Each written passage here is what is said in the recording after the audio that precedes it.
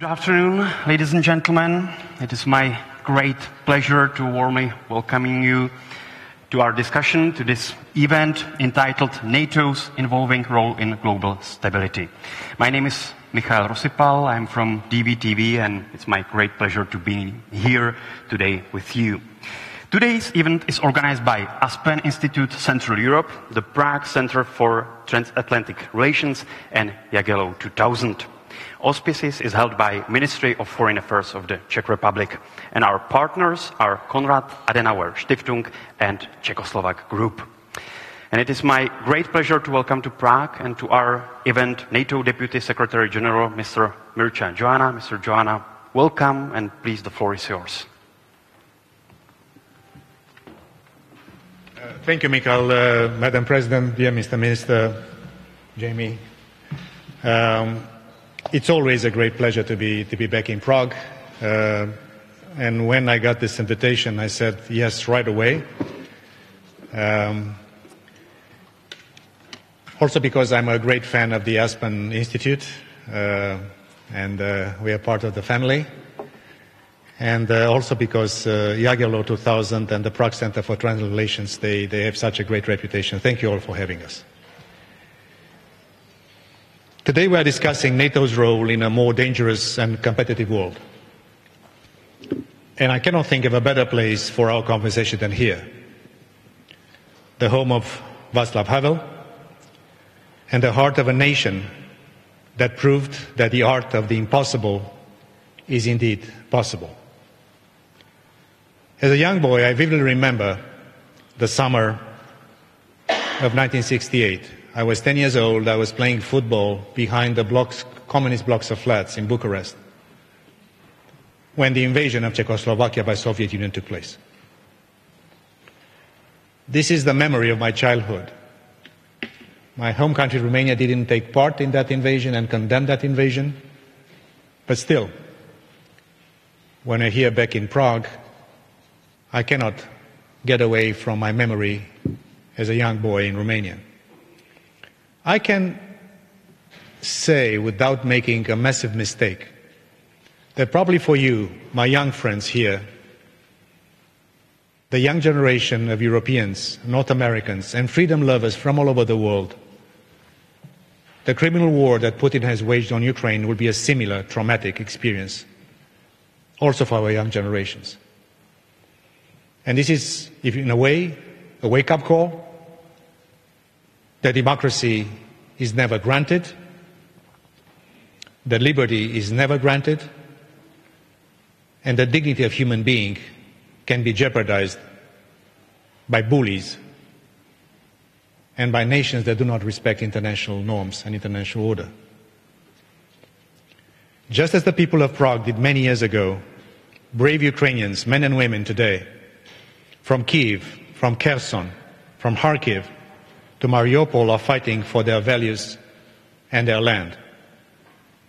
Moscow's aggression will only strengthen their determination and resolve, and fuel the flame of freedom and democracy in their hearts, as it did in your country and in mine many decades ago. President Putin's brutal, unprovoked invasion has shattered peace in Europe. It has savaged the lives of millions of innocent Ukrainians. It has shaken the entire international order. Putin is also waging war on his own people. He's cracking down on media freedom, on opposition, on peaceful protests, lying to his own soldiers, and robbing young Russians of the bright and open future they deserve. NATO's response has been swift and decisive. At our extraordinary summit last week, NATO leaders agreed to step up our significant support to Ukraine even further, and will continue to do that. We will also continue to impose unprecedented costs on President Putin's regime and to hamper his ability to wage war. And we are significantly reinforcing allied deterrence and defense, including for new battle groups in Bulgaria, Hungary, Romania and Slovakia. This is an unmistakable message we send that will protect and defend every square inch of NATO territory. And I welcome the Czech Republic's support for our efforts. Prime Minister Fiala recently visited Kiev with his Polish and Slovenian counterparts to show their solidarity. You are receiving hundreds of thousands of Ukrainians seeking safety. And you lead one of the new battle groups in Slovakia, where you have already deployed hundreds of additional troops. This is on top of your existing contributions to our multinational battle groups in Latvia and Lithuania.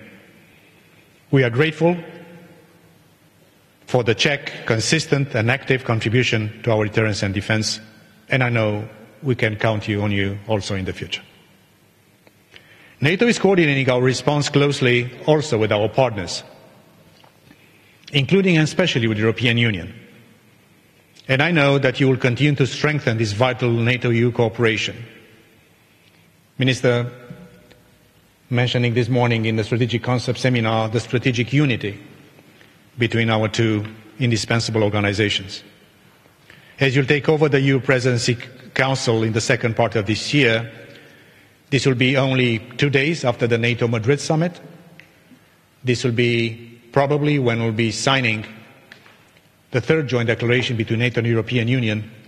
We count on the Czech leadership of the EU Council for moving forward also the NATO-EU strategic partnership.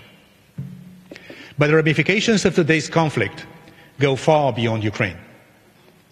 We are at a historical turning point, where we face a more fundamental struggle for our values and our way of life. Freedom over oppression, democracy over autocracy, and the rule of law over the rule of brute force. We must adapt to this new global reality, and we are. At our summit in Madrid in June, we will take further actions to reset our deterrence and defense for the long term, from forward presence to forward defense. We will strengthen our posture across all domains, from land and sea and air to cyber and space. We will make sure our alliance remains ready to respond to any threat coming from any direction, including by redoubling efforts to invest more in our defense. In Madrid, as I mentioned, we also agree NATO's next strategic concept. We welcome the strategic compass that the EU has adopted last week. Our blueprint for keeping our 1 billion citizens in 30 democratic NATO allies safe in a more dangerous and more competitive world. It is only fitting that we are meeting in Prague for our final seminar on the strategic concept, in the process of preparing our summit in Madrid. 20 years ago, and I was here as a younger foreign minister of my country, at a summit in Prague, consequential decisions were taken.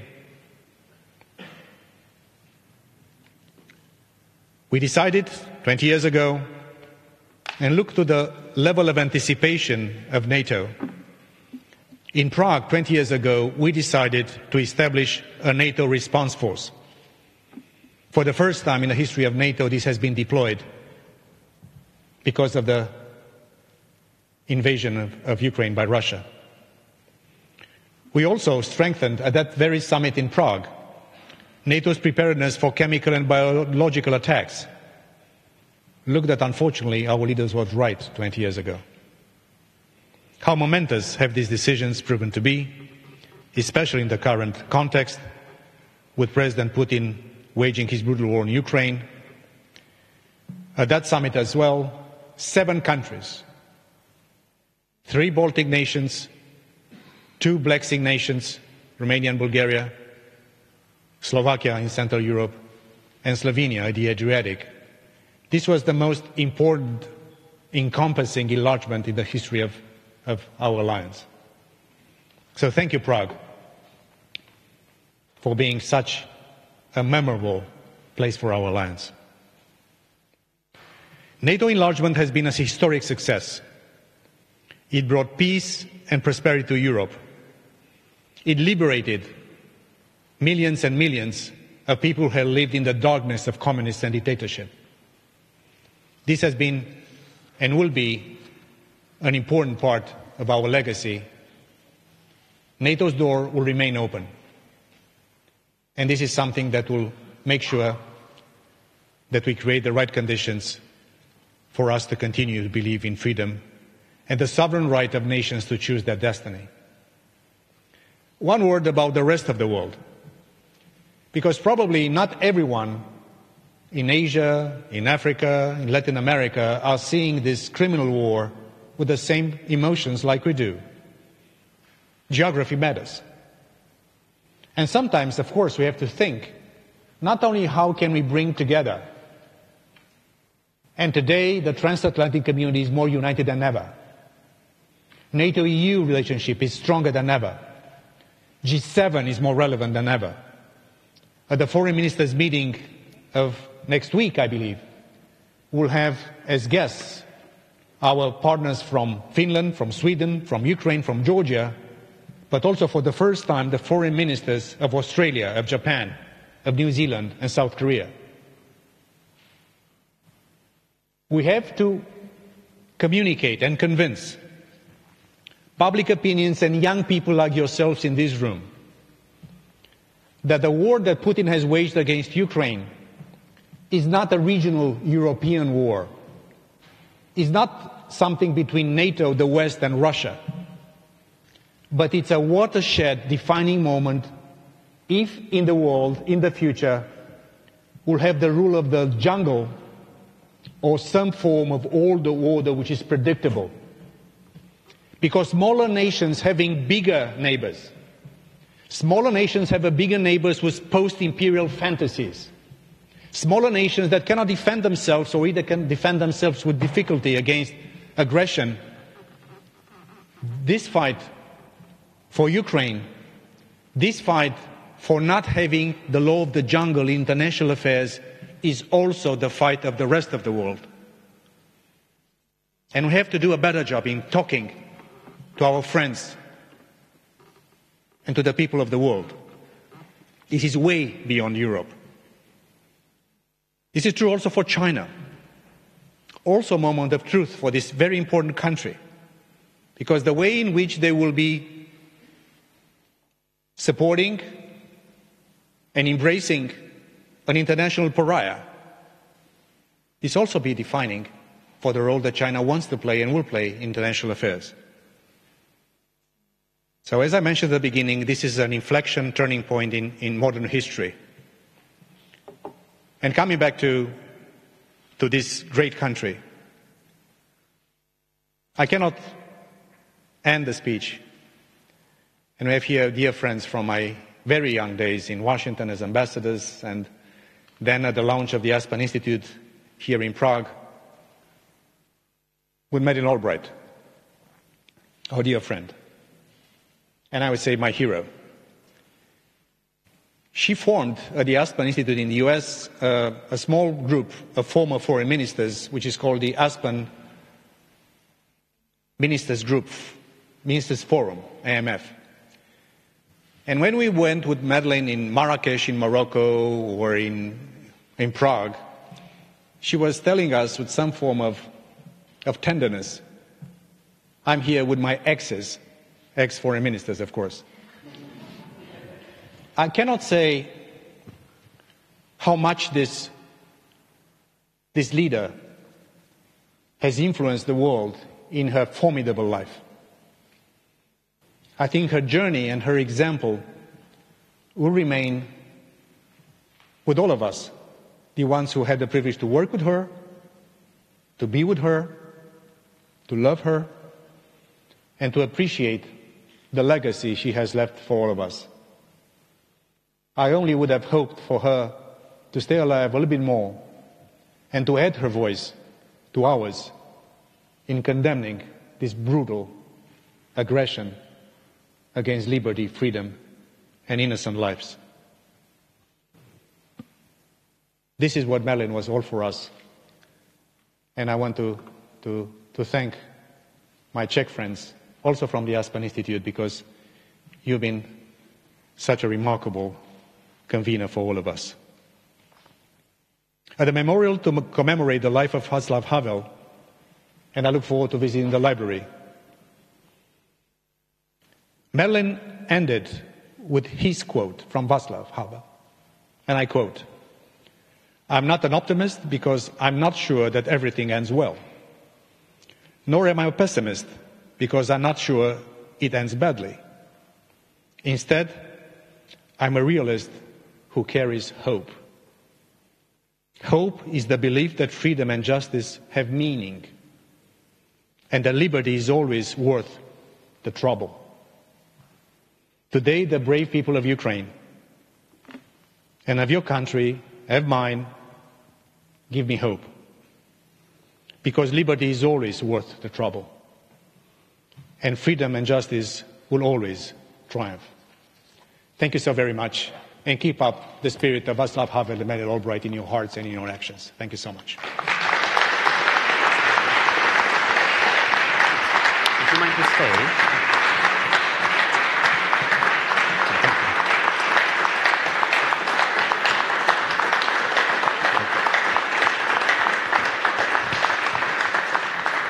Mr. Geoană, thanks a lot. Thank you very much for your contribution. And would you mind to stay, please, for 3 questions from the audience? We have microphones. If for the young ones, even 5. We hope so. Yeah, we hope so.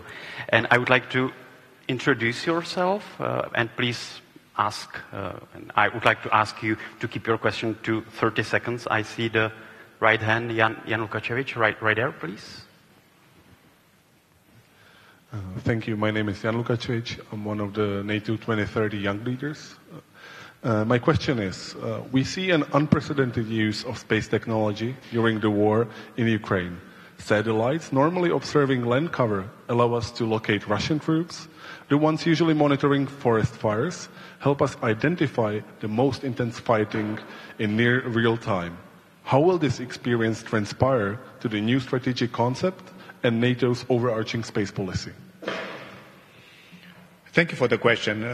In 2019, at the leaders' meeting in London, we decided to declare space as the 5th operational domain of NATO. In 2016, at the summit in Warsaw, we declared cyber as the 4th operational domain on top of land, air, and sea. So when NATO decides that a new domain becomes an operational domain for NATO, it means that we take that domain in a very comprehensive way. We are now developing a space policy for NATO. We are working, of course, with allies in making sure that we have the right kind of instruments, and also that we mitigate risks that might come from space. Moreover, like for the cyber policy, our leaders have also approved the idea that a massive attack from space could trigger Article 5. So that's a full operational domain for NATO. Now, coming back to the horrible war in Ukraine. You've seen a change of policy in terms of strategic communication coming from NATO and from some of our key allies, US, but others as well. And we've been saying publicly, in terms of strategic communication, that Putin is preparing a full invasion of Ukraine. We did that, and it's a major change in the way in which we communicate. Intelligence is more discreet, by definition, and it informs decisions of leaders. But we decided to turn this thing around, and I think we did the right thing, because exposing the moves of Putin, we also, in a way, gained a little bit of time. And also, we're also preparing our public opinions for something bad that was about to come. What I want to say, which was a little bit surprising even for us, in the positive sense, was the incredible way in which our public opinions, our civil society, our citizens and our businesses have mobilized themselves without anyone telling them to do that in supporting Ukraine. You see private companies that offer satellite pictures commercially giving this intel to Ukrainians. Of course we give intel to Ukrainians as well. So what I would like to say, that this is something that I don't know how to capture in the strategic concept, this part. But in a way, we are giving Mr. Putin a taste of his own recipe, because he was involving in our democracy, he was playing with hybrid disinformation on a big scale. So in a way, I have to applaud not only the fantastic unity of our leaders, including on space policy, but also the way in which our societies as a whole have reacted to this. How can we nurture that spirit, and how can we make sure that this is maintained? This is something that we'll have to find. And probably people like you, smart, young NATO leaders, could help us in that direction. Thank you. Thanks a lot. Yeah, I see the gentleman in the blue shirt, please. Yes. Yes, please. Yeah. Thank you. I am Tomáš Koreň from the Prague Student Summit.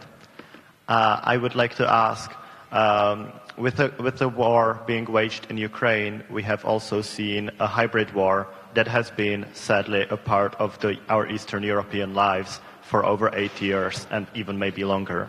And we have seen several member states taking action against those disinformation sources. I would like to ask whether there is a role for NATO to influence this policy and to tackle this problem, or whether it should, in your opinion, stay solely the domain of member states themselves. Thank you. Thank you for your question. On a daily basis, NATO, European Union, and the G7 are working on fighting disinformation from Russia, from China, also from others. And I think we are doing a pretty good job. And the exchange of information, a comparison of facts, debunking myths and lies, like this blatant lie by Russia that Ukraine has a US lab on biological weapons. It's total fantasy and lie. But when it comes to the massive intoxication and sophisticated toolbox of Russia and others to work in every crack of our democratic life, to amplify any discontent in our societies, to look into everything which is contentious, we have to find even better ways to counteract that. And we cannot do it only as institutions or even national governments. We have to reach out to the media, to civil society, to people like yourselves. And I can also anticipate that now, as some big Western technological platforms are thinking of taking some steps to put at least turn down the volume of Sputniks and Russia Today and these things, they're also reorganizing themselves. And we can anticipate they will be using some of the social discontent that will come from high energy prices. They will try to make a connection between sanctions we impose and the prices we pay. So I say now, not as a NATO official, but as a citizen from a country that is exposed to this, that we have to find basically a sort of a congregation between public, private, and non-governmental sector, civil society, to be able together to fight this. Not to have censorship, because I do not believe that freedom is that, but to find a far more effective way to rebuke, debunk, and let the truth reach our people. But in terms of institutions, NATO, EU, and G7, we are working on a daily basis, and I think this is a very promising partnership between our organizations. Thank you, and I saw the hand in the back row, please. Thank you. I'm Shea from Atlantic Forum. I would like to ask you about the security of member states regarding their supply chains, energy security. Is there a role to play for NATO to be active in perhaps some kind of consensual arrangement to make a policy for member states to secure their supply chains and implement financial and industrial security into their frameworks? Thank you. Thank you again for the question. The war that Russia has waged on innocent Ukraine is also a turning point in the way in which Europe and all of us in NATO, in the EU, individual nations and businesses are thinking of energy security. It is clear that Russia has absolutely no scruple in abusing of its number one geoeconomic tool, which is energy. And you see in recent weeks, after the start of this war, that I would say impressive actions have been taken.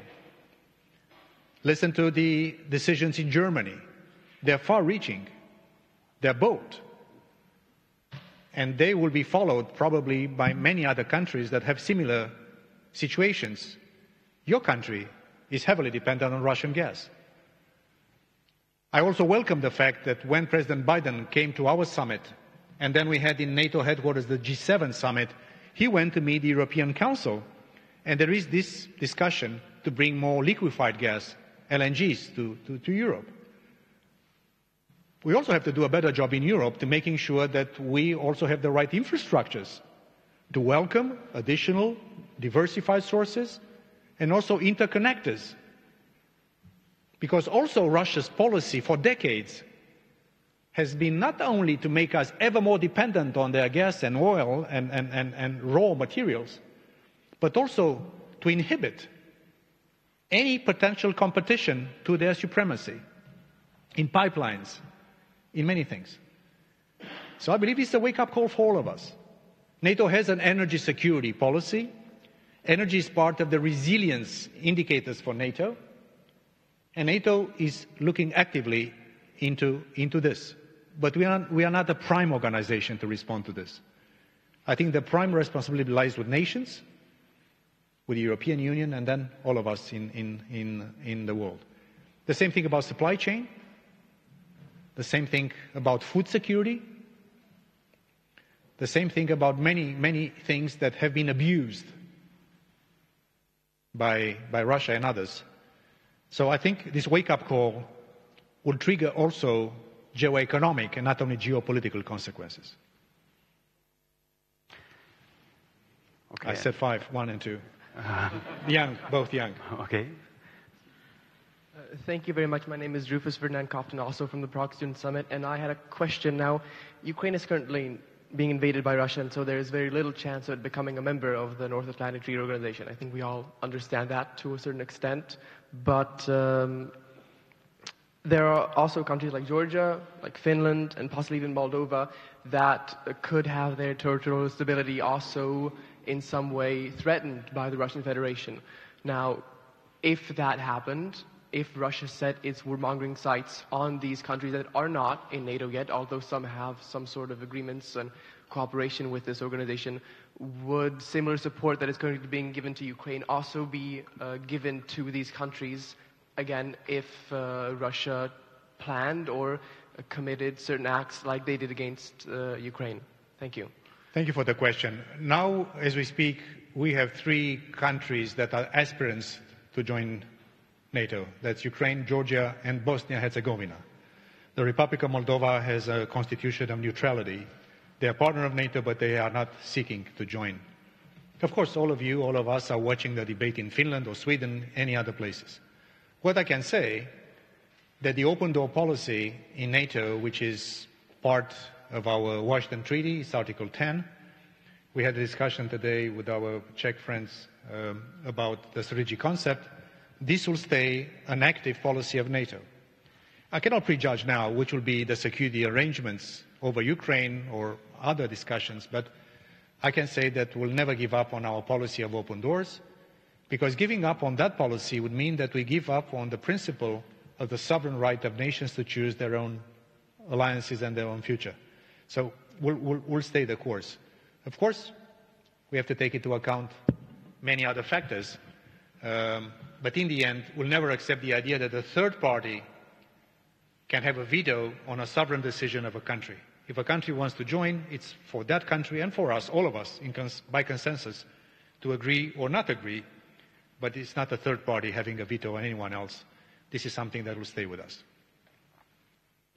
Thank you. And I think there was a question. I'll ask you to be very brief, please. I will also answer briefly. Ask me also to answer briefly. Good afternoon. My name is Katerina Kirtisova. I'm also a member of the NATO 2030 Young Leaders Group and of the Aspen Young Leaders Group.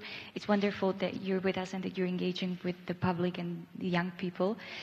My question builds on the energy security question, and it's a topic that resonates with the youth in particular, and that is the NATO's climate agenda.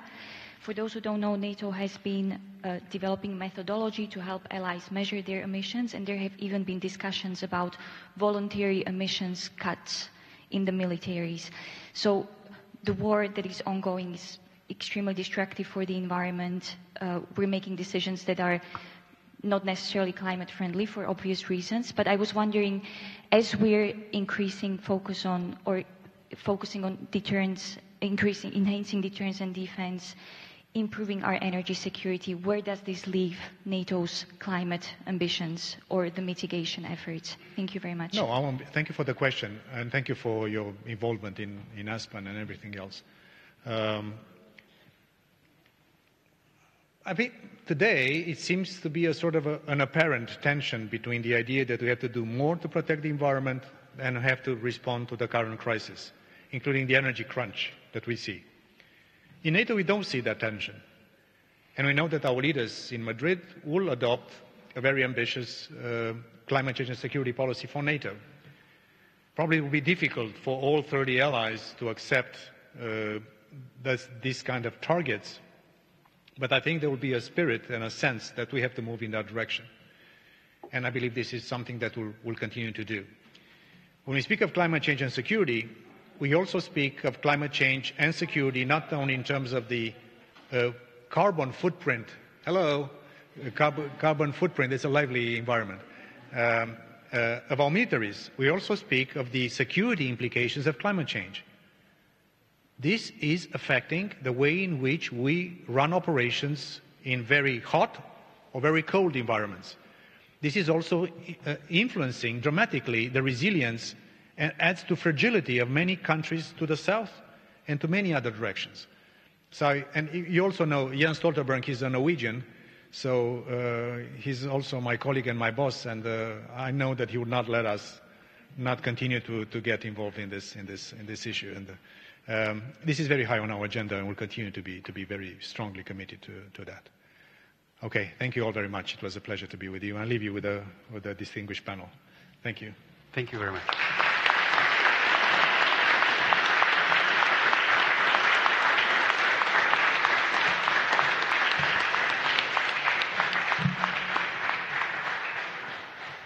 Mr. Geoană, thank you very much for your contribution and for being with us. And let me warmly welcome here our three special guests and open the panel discussion. Former President of the Republic of Estonia, Kersti Kaljulaid, is with us. Welcome to Prague. Welcome to our event. Hello, good afternoon. Good afternoon, and thank you for being so interested in NATO's strategic concept. I see a room full of eager eyes. I think today the most important message for all of us is that we do stick together.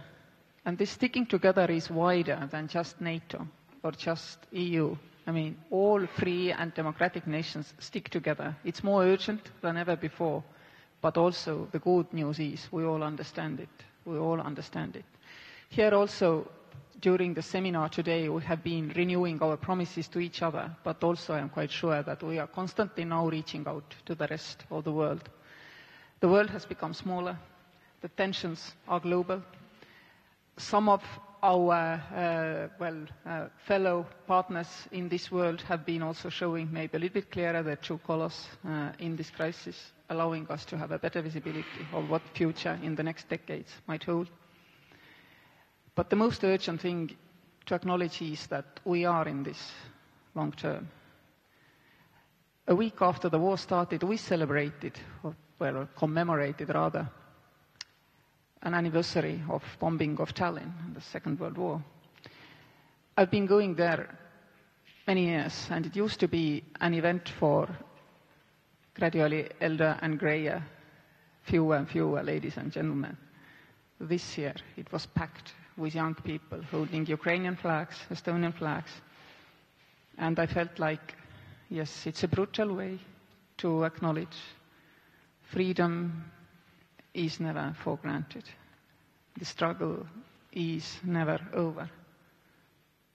We have to continue every day to put efforts into remaining free. It's more evident today than it was a month ago. And I'm sad to say there are no quick solutions, because you still sometimes get nowadays this feeling that let's somehow agree, let's achieve the ceasefire, let's somehow, resolve this problem that we are seeing horrible pictures in the TV in the evening. Instant solutions can only be bad solutions. I think we need a lot of strategic patience. It may be long and it may be as bad as Cold War time. I don't know, of course, how it looked from the western side, but I know how it looked from the eastern side. My father was forced to serve in Soviet army. Every evening in Kaliningrad, Western planes were flying by the border of the Soviet Union. And this kind of tension was sustained for decades. None of us is happy, but we have to accept it. We have to stick together. And also we need to understand that all our old conventional threats have not been resolved. Unfortunately, the new technological ones are piling up. We have to take care of those as well. I don't want to dwell on long, but these are, for me, maybe the most important signals to the younger generation about how the future in the free nations looks like. Doesn't look good, but we stick together. Madam President, thank you very much for your opening remarks. I would like to give the floor to the Minister of Foreign Affairs of the Czech Republic, Mr. Jan Lipavský. Minister Lipavský, the floor is yours. Yes, thank you. Madam President, dear Genoa, ladies and gentlemen, let me start by thanking to all three NGOs organizing this great event. It is very timely to discuss security and future of security. I'm happy to see the room is full, and it shows that you have hit the right topic in the right time. And what is at stake right now? At stake is the entire international rule-based order. This is why the Russian aggression against Ukraine is so important and pivotal moment for the whole Western society and for the global order itself. Earlier today, the Czerniński Palace has hosted a NATO closed-door seminar event, which is the last debate of this kind before big brains in NATO will sit down and start to draft strategic concept which will be adopted on Madrid summit. So for the Czech Republic, this was a unique opportunity to show that we are part of this process, that we support this process. It was opportunity for us to raise certain issues and put emphasis on them. We have learned the hard way what the appeasement with Putin's Russia does not provide, that the appeasement with Putin Russia does not provide a deterrent effect. Therefore, we have to build up our defense. We have to continue supporting Ukraine, including providing military material, and we have to switch to defense in NATO eastern flank. At the same time, we have to manage the risk of further escalation. We must avoid spreading the conflict beyond the Ukraine borders. It would cause more suffering and destruction. Russia has ultimately decided to exclude itself from the family of civilized nations and has inflicted a serious blow to the international order, both in Europe and around the globe. It effectively destroyed the UN Charter, basic norms of international law, and the European security infrastructure. So Russia has to pay a high price for its aggression. But our other competitors, such as China, watch us closely. Our weakness may encourage their own imperial ambition. And that was my main message today in my introductory speech in that seminary. That one thing is to actively solve the crisis in Ukraine, the Russian crisis in Ukraine, Russian aggression, but not to forget about the big issues which China presents us. And the final lesson I would like to see for us to be able more to continue work is to see the NATO-EU strategic unity. It's a big task. It's a matter of the whole Western society to understand that these two organizations may and should play a role together. In the last few months, we have seen very good progress on that. We have seen very strong transatlantic unity, and there's a lot of questions how to continue. Because once we are able to achieve this kind of unity, it is really strong. The West is strong, but we have to be able to unite. Putin was able to unite us, but this won't be, last forever. We need to find a formula for ourselves to continue with that. For the Ukraine itself, there will be no happy end. Many lives are lost, much suffering done. Still, the resolve and solidarity across the world gives a spark of hope that we may come out stronger from the crisis, and that the rules and values will again shape the international order. Thank you very much. Thank you.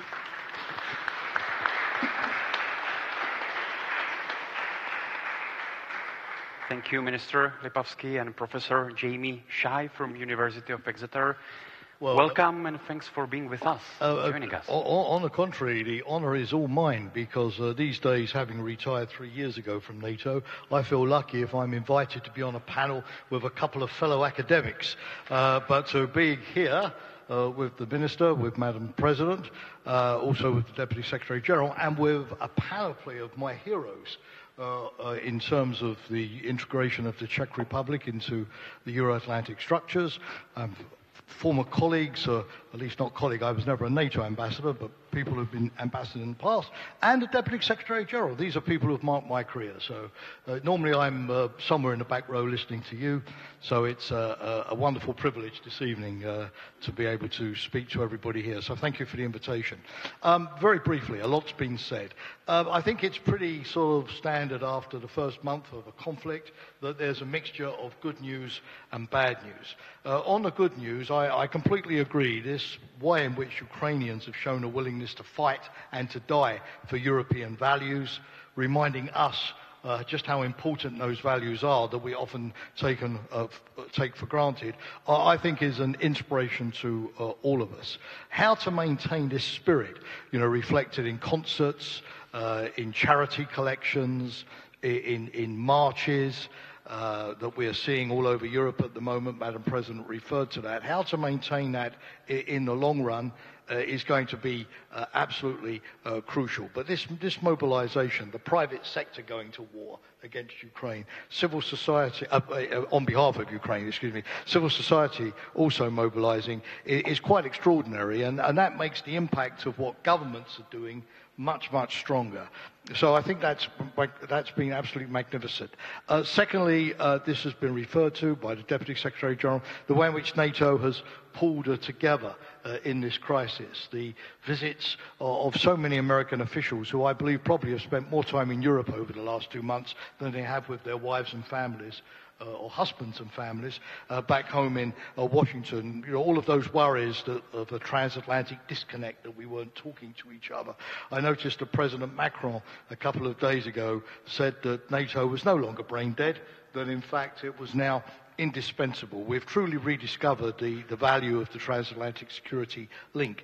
And the way that President Biden has followed that up with actions, 100,000 American troops in Europe as well. The sanctions, we've never seen sanctions this draconian, adopted so quickly, so far-reaching, so difficult for Russia to wiggle out of, unlike previous sanctions that were fairly easily circumvented. Switzerland, countries that normally stay on the sidelines have joined in. Countries in the Indo-Pacific that may feel very remote from the particular quarrel with Russia that we have.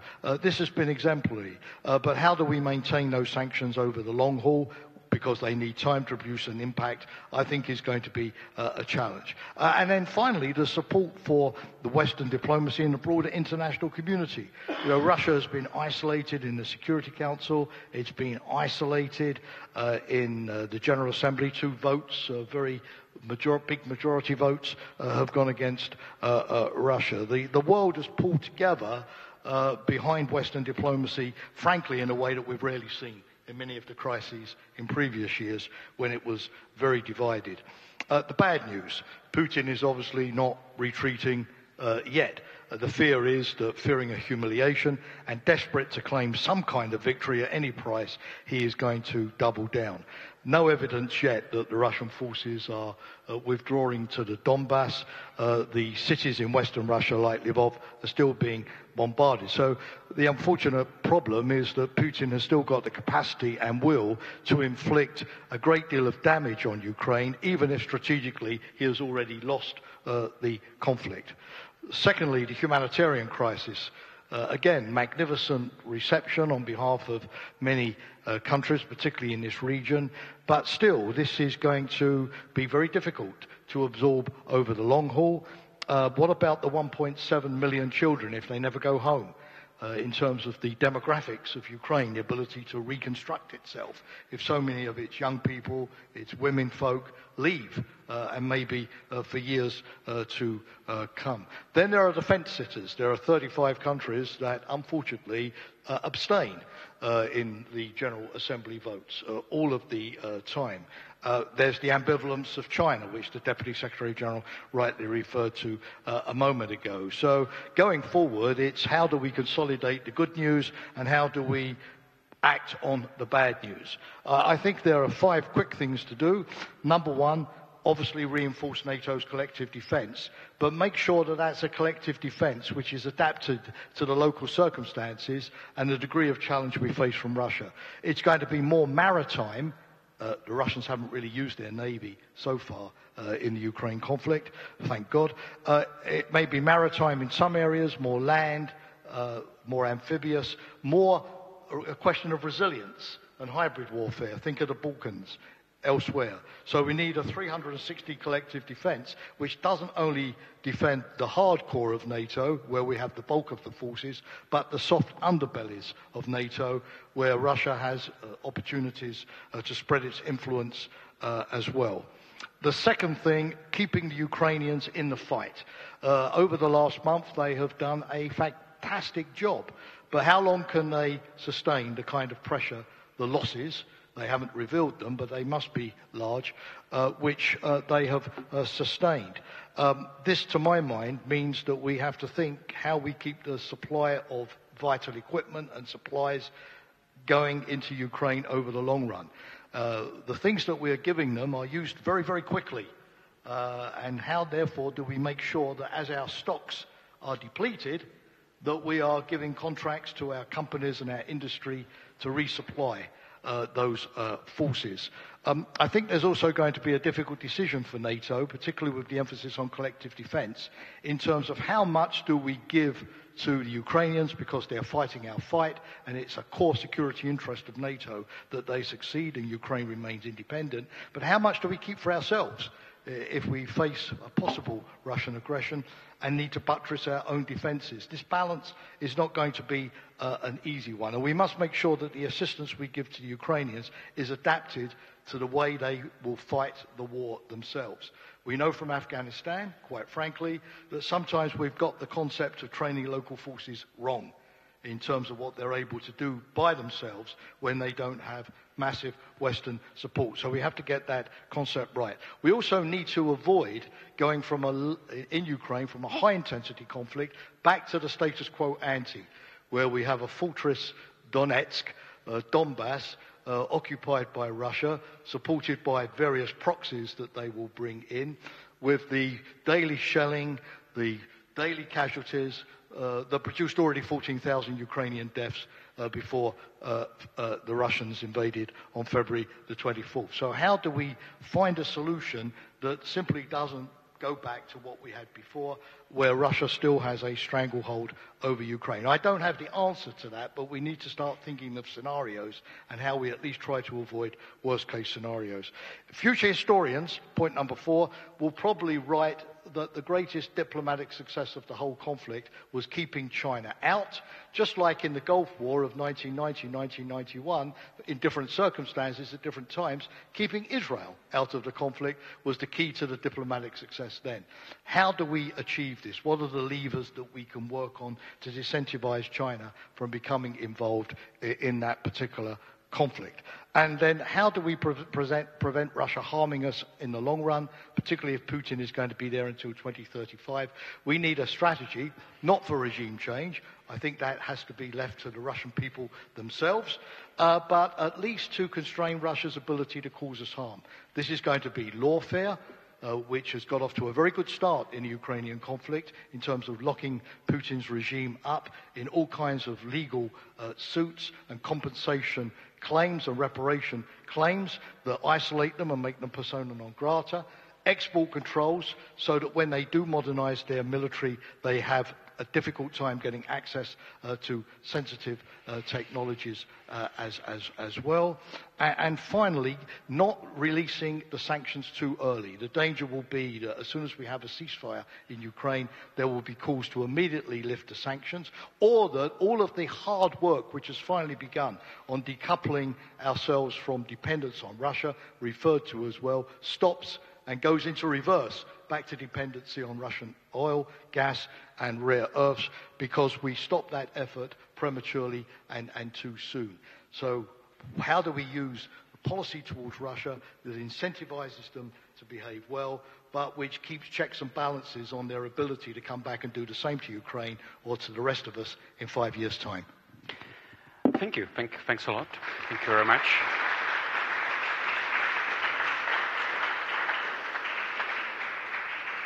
As strategic concept or collective defense was mentioned, and as we are discussing NATO's evolving role in global stability, in what ways did it change Russia's invasion of Ukraine? What changes did it mean for NATO strategy, not only in short term, but I mean in middle term or long term, or in perspective for 5 or 10 years? I would like to ask how should and how will NATO refresh the concept of presence in Eastern Europe, Madam President?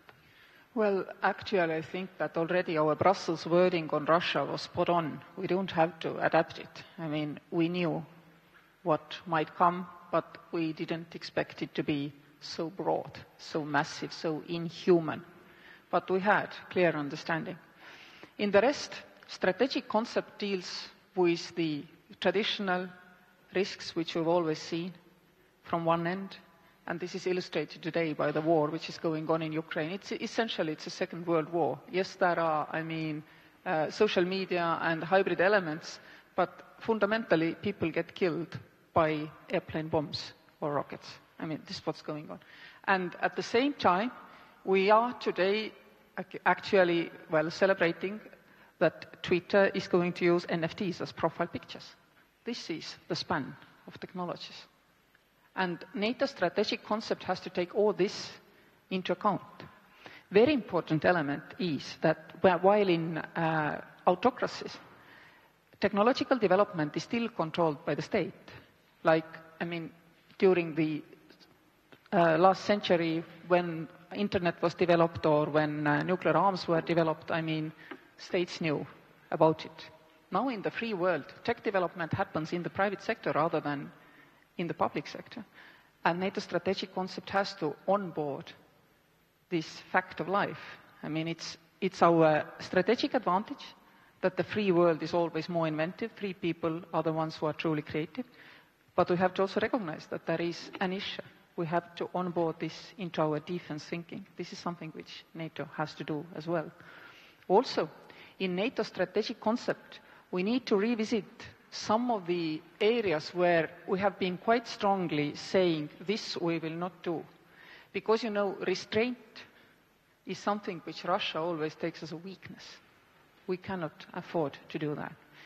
And finally, there is a lot of recognition that it's not only NATO. I mean, safety is more and more intertwined with what the civil society, what the EU, other alliances are doing. Think about trusted connectivity. There is a role for European Union, there is a role for NATO, there is a role for OECD, Blue Dot Network, all these areas. Because we have to make sure that our communications, when we go on to Internet of Things, are controlled by democratic powers. Compare it to GPS, my son thinks it's a natural resource, but it's a resource which is provided, supported, and made available by a democracy. The standard is so high, it's never withheld a service in order to achieve its political objectives.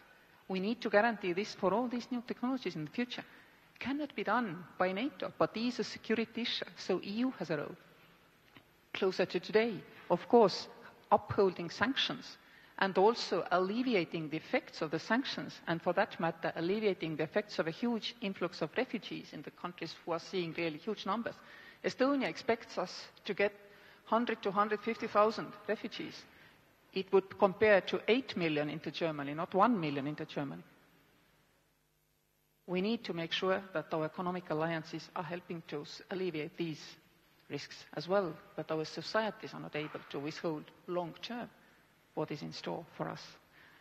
So I think NATO has done very well to recognize that. I mean, it's not going this alone. It's definitely going this with economic alliances, with wider partnerships, that it has to deal with all conventional risks, on top of which new technological risks have been piled.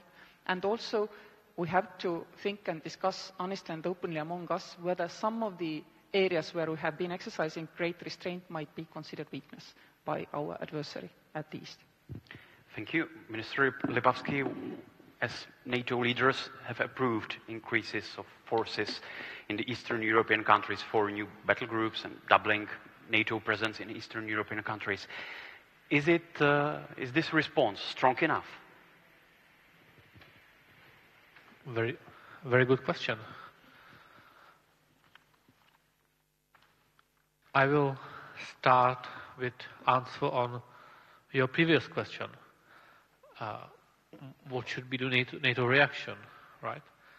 And Russia is a threat. Threat needs to be contained. Therefore, we need to contain Russia. And to contain Russia, we need to have force for that. And those units you referred to. Therefore, my logic chain, I put it into my answer. The question, how many units we need, is a question for generals to answer with their calculations, basically. It's not a political question. It's a question of predictions and calculations. NATO showed, and member states showed, clear resolution and will to strengthen NATO eastern flank. Czechia is sending 650 soldiers to Slovakia. We'll be leading nation there. It's very natural to us. I don't have to go too much into details. Many generals will return to bases where they started as a young soldiers during Czechoslovakia times. And for me, as a politician, for me is a key to keep the will to contain Russia and to continue explaining this importance of this task to broad public. It is key for us as politicians to explain the necessity of military spending, and it's not just about 2% of GDP military spending. It's about spending enough so we are able to contain Russia. And definitely in foreseeable future, we will be witnessing that more troops will be sent to East to strengthen the NATO flank. But the logic is that we have this priority. We identify this moment that we need to strengthen the NATO eastern flank, and we will do everything which is necessary to defend this part of Europe. Thank you. We have questions also from Sli.Do application. And Professor Shea, I have one question for you. Even if Russian troops completely leave Ukraine, how do you see NATO's relations with Russia going forward after the war? Will there be any relations to talk of? Well, I think, first of all, you need to keep a channel of communication open with President Putin, obviously to understand his psyche, his mental state, his plans, his intentions. So I'm not against, even in this present situation, not having a channel, but it has to be a recognized, coordinated channel. Not everybody, but we have Israel mediating, Turkey, which is going to hold a meeting this week, today in fact, of the talks between Ukraine and Russia, also trying to mediate. We have France, Germany, of course. So it's key that they be transparent, they be coordinated, and nobody goes alone with their own, if you like, national diplomacy. So far, I think in NATO, since the beginning of the crisis, that transparency, that coordination, that briefing after every meeting has been important in preserving the unity. Everybody is involved, nobody is left out. The second thing for the long run is that clearly we can't go back to business as usual with Russia after we perhaps did in 2008 when Russia invaded Georgia, or even to some extent after 2014 with Crimea. Indeed, I think that had there been a firmer reaction after 2008 and 2014, and NATO had done many of the things in the area of collective defense and stepping up assistance to Ukraine and Georgia that we're doing now, we may not be in the situation that we are in today. So a reaction which is too weak now has to be compensated. So my view is that with Russia, the strategy that we had before, which is that there can be a mix of pushback, a mix of competition, but also a big degree of cooperation on certain issues, like in Afghanistan, like on piracy, like on proliferation. That doesn't work any longer, unfortunately not with Putin. The actions in Ukraine, I think, have taken him beyond a red line where he is a pariah, and normal diplomacy won't work with him any longer. Does that mean to say that we write Russia off as a brutalized, a criminal country with no hope for ever becoming a democracy? No. Many Russians are leaving Russia. There is a Russian opposition, unfortunately in jail, having been poisoned by chemical weapons, but they exist, he exists. We have seen Russian demonstrations that would have been obviously much, much bigger if they weren't brutally repressed by the police. There is increasing evidence that a proportion of Russians despite the overwhelming propaganda of state television, doesn't agree with Putin's line, and as the sanctions kick in, that number is going to grow. So I think what we have to do is obviously not be able to deal with Putin's regime, impossible from now on, but we have to make it clear that we are not, if you like, declaring a permanent war on Russia. Putin has been using that in all of his propaganda over the last couple of days. They hate us! They won't even let our opera singers sing any longer. You know, they're banning our culture.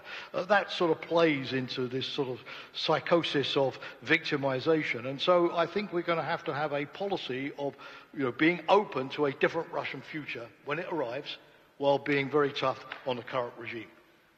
Not easy, but diplomats are not paid to do easy things. They're paid to do difficult things.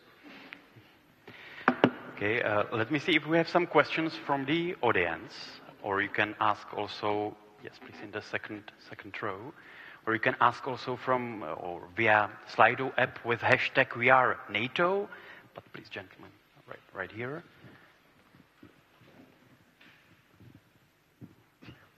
Thank you very much. I am the ambassador of Portugal to the Czech Republic, former ambassador to NATO, and I could not miss the opportunity to ask my good old friend Jemie.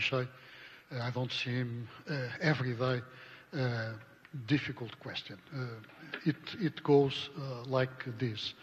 We know, and we heard from the Deputy Secretary General, that the relations between the European Union and NATO have never been better, and we are working in a very steadfast way in order to reinforce even further those relationships.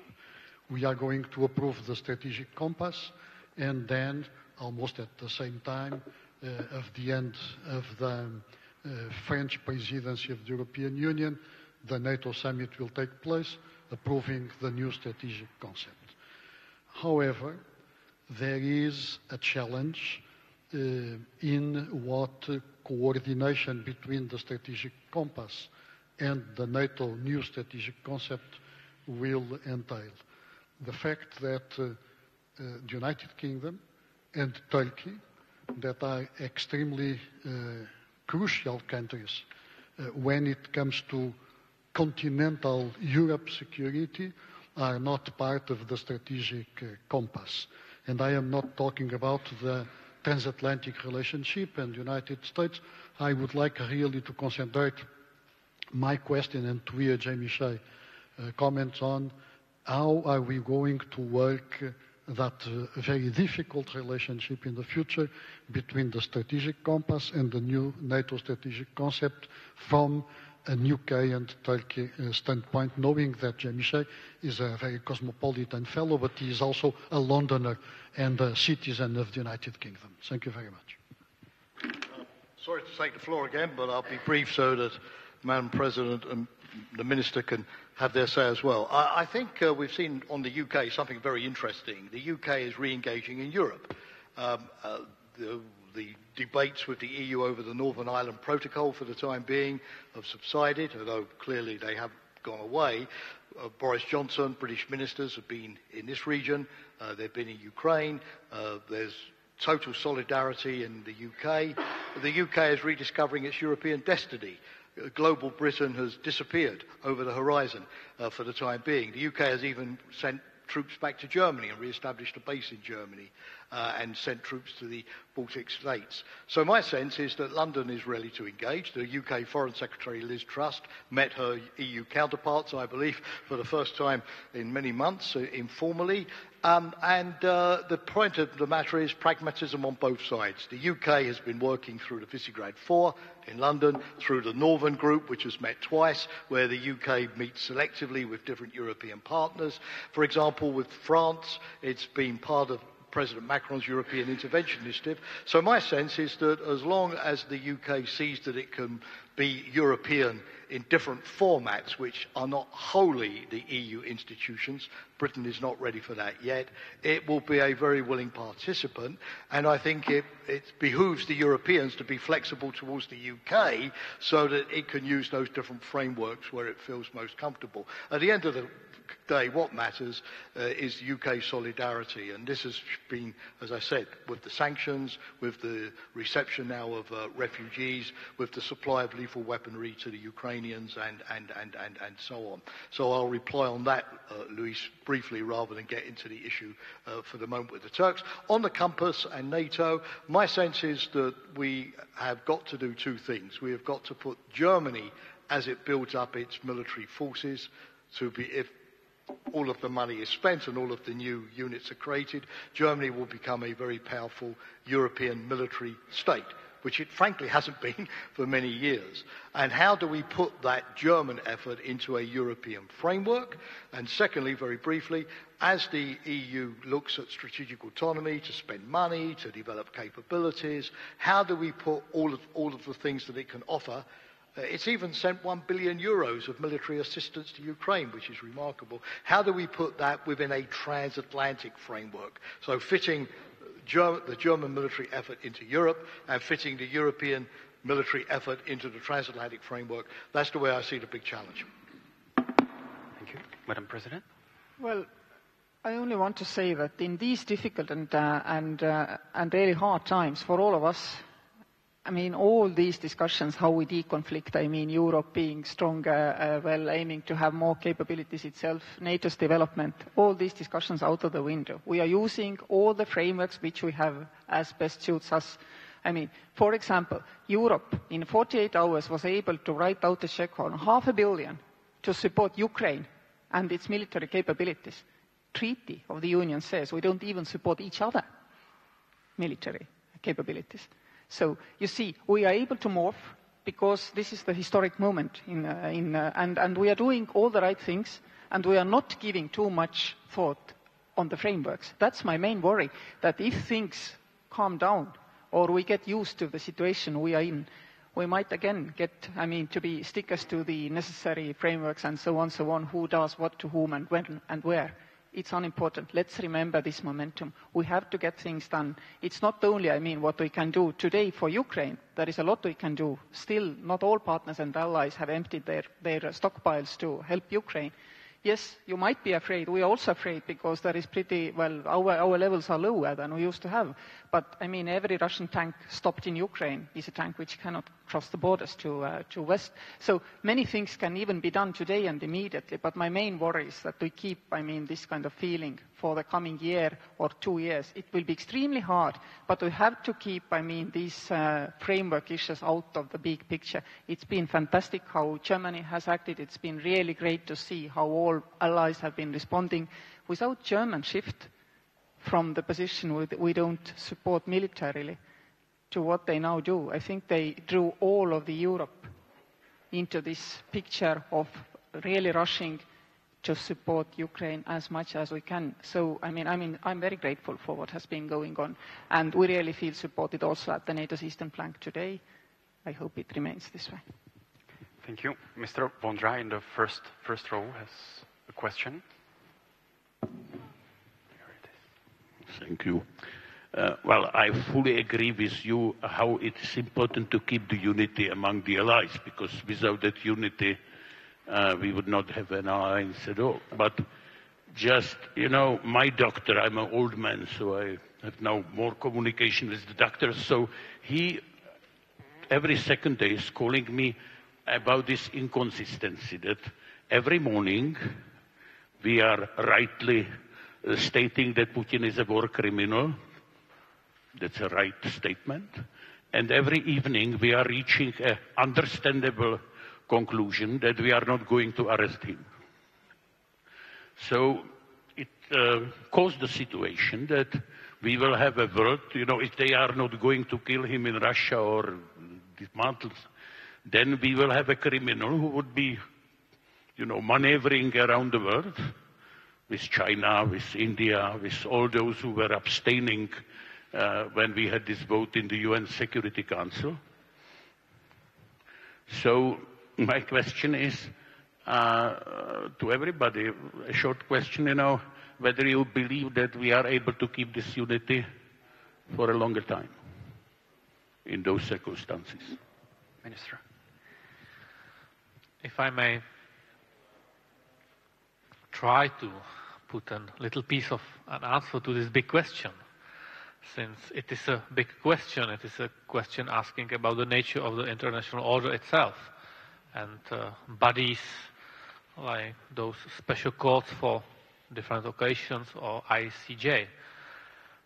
But that's for different debate, and that's for different debate of international lawyers. However, I see the unity in two ways. The first way, I see it as something which is necessary and we have to be striving for, and that's the big goal in the end of the part of the whole concept. And the other way, how I see it, is as a Minister of Foreign Affairs. It's a very practical thing that I have to go to Brussels, I have to send my diplomats, and we always have a unity in FAC. There's nothing else than unity. And the nature of the question is what unity we will achieve, right? And for me, out of this is to lobby for the interest of the Czech Republic, for the interest of like-minded countries which understand what the Russia means, what to be bordering Russia means, like Estonia, for example. We have a very strong unity on that. So it's this ongoing process. And honestly, I see that we will have difficult times to keep this unity. The German public is far ahead in thinking about Ukraine than German elites and political sphere. Thanks God. So they are pushing them to be more hawkish on these matters. But then we have South in Europe. So it will require a lot of work for our diplomacies to continue explaining what does it mean to have this kind of threat in the neighborhood. So yeah, I tend to see things in very practical ways. So we do these little campaigns to oust Russian spies, etc. And what about Putin and his war crimes? Both of those theses are right. We have to state that he commits war crimes, dropping bombs on Mariupol theater, etc. And this statement itself should be enough for EU and other states which belongs to the civilized world enough not to send money to Putin to buy another bombs, which is the call for another sanction packages. And about the other sentence, that's what we will see. Madam Well, President. I just wanted to say that I am quite sure that this unity will be there long term, and you know why? Because, I mean, this unity is supported by the grassroots. I mean, we have had a few scandals where people were buying oil far cheaper because they could from Russia. I mean, simple people in Europe said, we don't want this. Companies in Estonia are telling that they are getting many requests for long-term energy contracts if you can provide, it's not Russian. So you can see our people, our societies, our electorate, if you wish, for the politicians, is demanding us to really stay united and stay strong. Because Vladimir Putin taught them a lesson. He's a brutal person who doesn't care at all about the lives of Russians, the lives of Ukrainians, therefore the lives of other human beings. Simple, full stop. People are not going to forget this. They will demand their politicians and their businesses, which is also very important, because we know sanctions can only hold if the business do not lobby against them. People will demand us to stay united, so we stay united. We are democratic nations. Thank you. Professor? I agree that this is such a big shock that it's likely to keep the unity going a little bit longer than minor shocks that didn't keep the unity going long. So I agree with that. And of course, the intense media focus, the refugee crisis, the way in which Russia is violating all of the norms, using cluster bombs in civilian areas, all of this is grist to the mill. My worry, being a professor, so I have to say these things, is that what happens when Ukraine is not in the news any longer, slips down the level of public consciousness.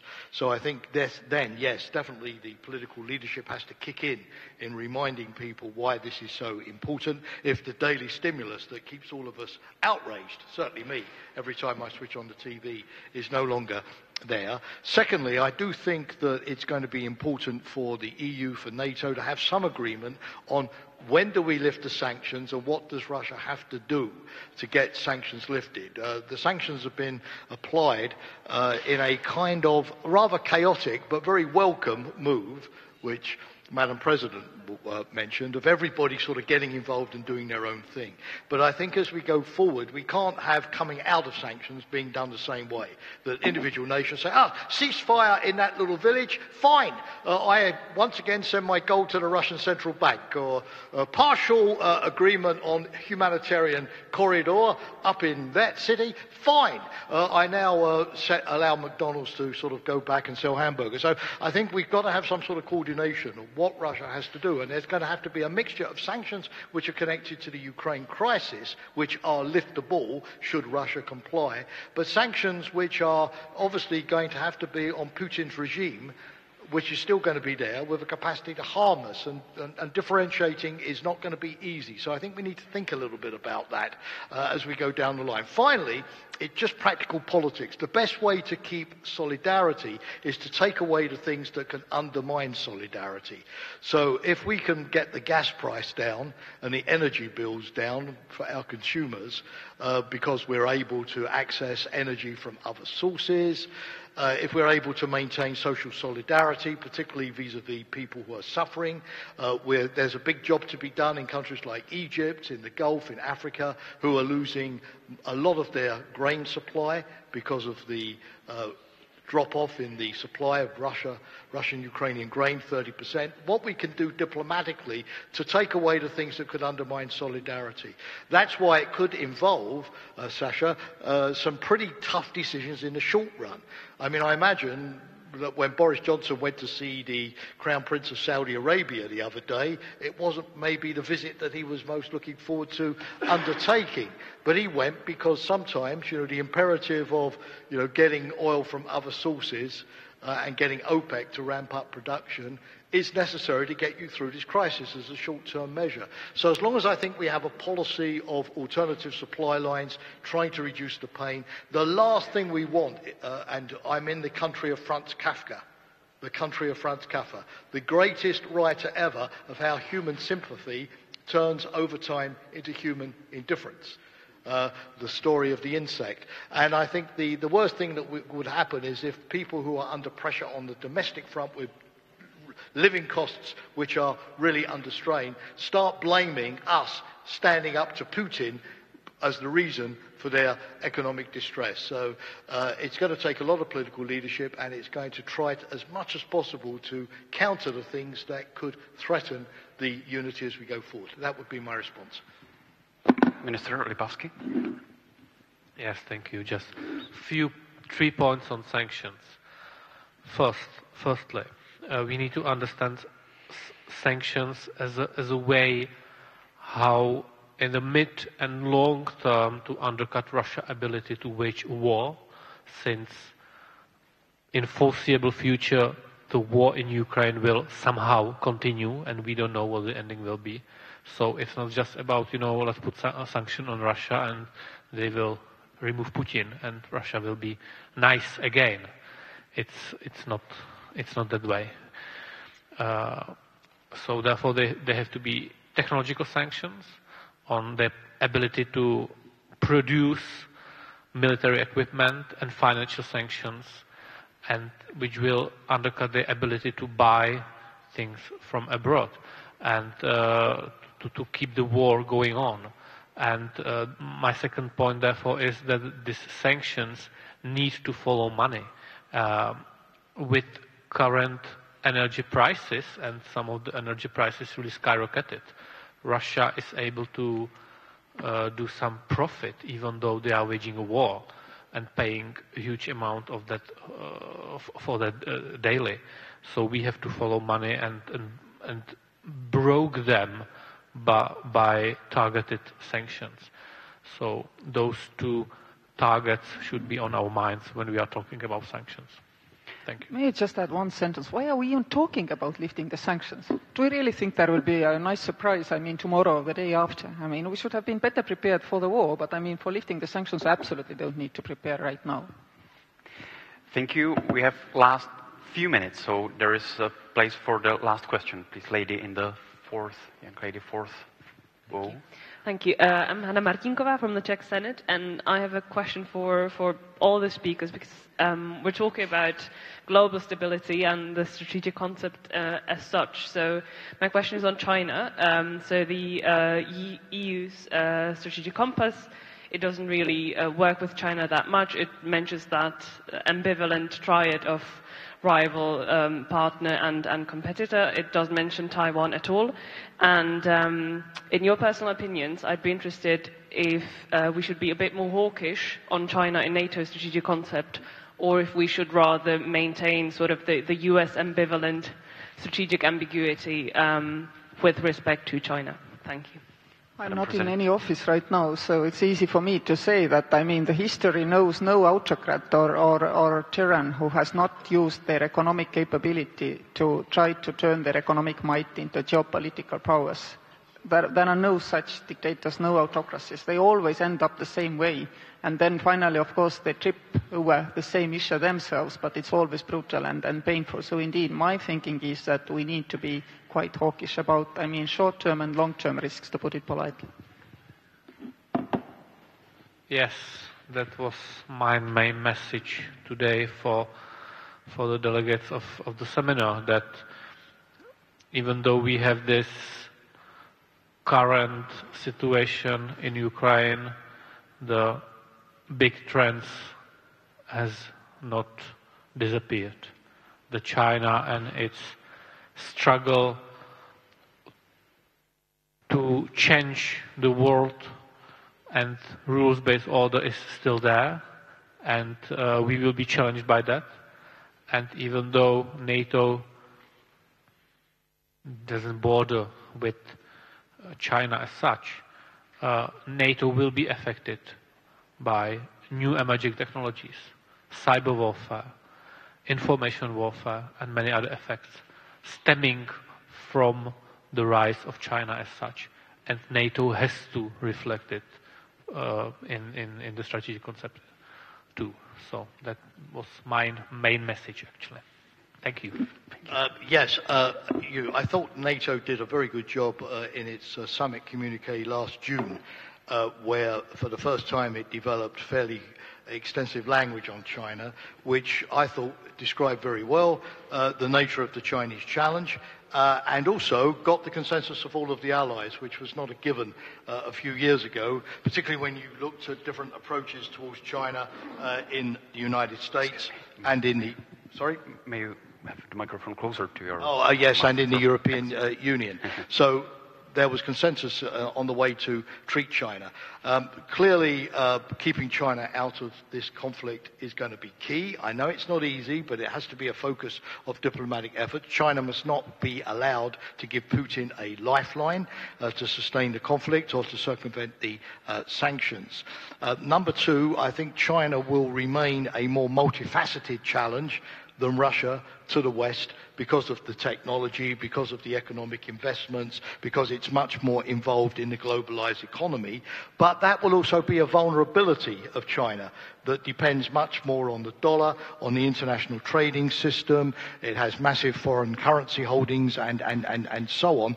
And so it has a lot to lose also from the impact of sanctions as well. So using the China levers to try to constrain China, I think is going to be important. I think, however, that seeing what Putin has done in Ukraine and the resistance of the Ukrainians may have also given Taiwan, hopefully, in terms of deterrence, a little bit of a breathing space. I mean, this has shown that states that don't take military operations seriously, get into trouble. And hopefully, as I say, that will also be a deterrent lesson vis-à-vis China. The one thing I will say is that anybody who's ever spoken a lot to the Chinese academic world, which is not, of course, independent, but still, you get very quickly the view that they know an awful lot about NATO. They study everything about NATO. They study every communique. They know everything. But they put it in an interpretive framework which totally distorts what NATO is. So they're working on a set of very, very hostile assumptions about the alliance and what NATO thinks about them.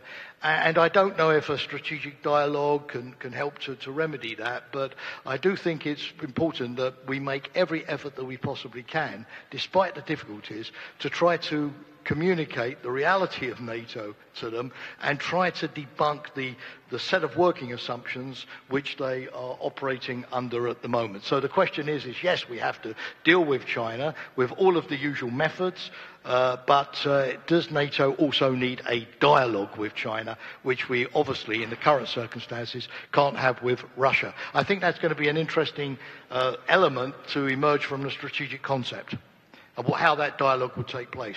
I think a military-to-military dialogue, a hotline from military commanders to be able to communicate, particularly to prevent dangerous incidents, would be something worth considering. Thank you.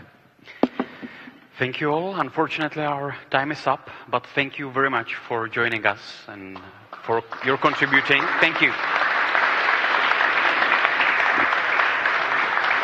It was a pleasure. And would you like to give a speech, Mr. It does not. It works. It works. Oh, it works.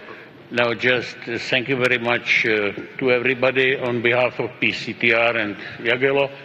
And Tomáš Pojar is not here, so it's my privilege to invite you, for those who want, to take a glass of wine in the adjacent room. So you are all welcome who wants. Thank you very much.